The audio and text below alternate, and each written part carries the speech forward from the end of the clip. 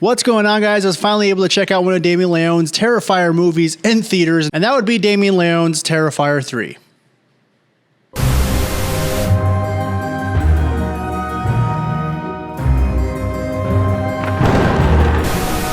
What's going on, guys? Welcome to the Movie Dive. Today we're going to be diving into Damien Leone's Terrifier 3. Before we do, please do not forget to subscribe to the Movie Dive. I'll be giving away a free $50 gift card to 1 out of every 100 subscribers. Comment down below for a higher chance of winning and only one winner per month. Okay, so my friend showed me the first Terrifier back in, what was it, 2017, 18? Something around that time. I was at my friend's house and he decided to put it on. He's like, you gotta check this movie out. And it was one of those movies that caught me completely by surprise by how grotesque and disgusting it was. Grindhouse horror, not exactly for me. I guess I respected the practical effects that it was using. It was a thrasher that was so brutal I hadn't seen before, especially back then. They had the movies like It 1 and It 2, where the clown was very subdued compared to art. The movie got a big cult following, so when they wanted to make the second film, they raised a lot of crowdfunding for it and got to have a higher budget of $250K to make the second film. Damien Leone went on and made, what was it, like 2.5 hour long film with Art the Clown terrorizing the town, with certain scenes that they would say made people throw up, walk out of the theater, yada, yada, yada. I also checked that one out when it came out on streaming. I do think that the first one was more grotesque than the second one. The second one started becoming more gimmicky. Let me show what I can do with this gore type feel compared to the first one, which I felt was more raw and disgusting. And on Terrifier 2's budget of $250K, they ended up making $15 million on the movie, so you know it was inevitable that Terrifier 3 was coming. Also, Terrifier 2 set up a lot of stuff with the lore and where the art actually came from, trying to kind of push forward. So it's a director that is really good at doing gore, a director who's really good at pushing the boundary in that sense, but is he a good storyteller? And the second film definitely showed me that Damien Leone, he should probably find an editor because there's a lot of things that can be cut down to kind of make the runtime quite a bit less stale at times. Terrifier 3 definitely suffers with the same issues with the editing pace. I would say that there's a lot of times that a kill's going on. And I'm not saying it's going on too long, since it's pushing the boundary too much. It's just going on too long where you've seen the same thing over and over and they're just sawing up another body part where you're like, okay, I can kind of tell that's a dummy. That's a lot of blood going everywhere. Congratulations, you can do that really cool effect. It's kind of easy to do this review, and it's tough to do this review because it comes down to the very simple term. If you like the first two, you're probably going to like this one. If the first two are not for you, you're not even going to see the third Terrifier. For me, it's weird because I feel like these movies are not for me. However, I still see them because I like to torture myself, I guess. Now, I would say Sienna, who is played by LaVera, is very good, especially for a small budget horror film. To be a final girl, you have to be a good actress, at least to be a good one. And she's very good in this. I think she has quality to do some bigger time movies because she has some serious acting going on in this film that she pulls off at certain scenes. A big portion of Terrifier 3 is her going through the trauma of what happened with the second part. This one's 5 years later. She keeps imagining things, and especially because she saw her friends die in front of her. So it really follows down that line, and she really brings that weight really well. Honestly, I'm making this movie sound way deeper than it is. It's not that deep. I will say that an hour into this film, I started looking at my watch because I was like, man, this is getting a little bit repetitive. Art goes to another scene, kills someone brutally,